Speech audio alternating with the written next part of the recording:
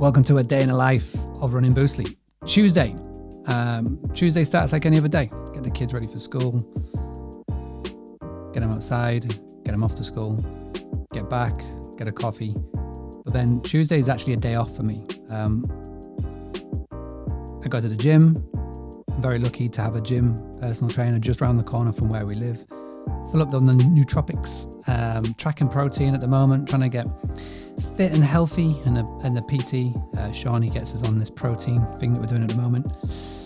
Get back after that, spend some time with Rosie. Thank you very much to Ty and at Touch Day for sending a new little vest. Boys back from school. We always have movie nights after dinner, and yeah, it's just chilling out. What I do on a night time, 9 o'clock after the kids are all asleep, I do try and get in 45 minutes of work, and at the moment I'm setting up billboards for Nashville. More on that to come.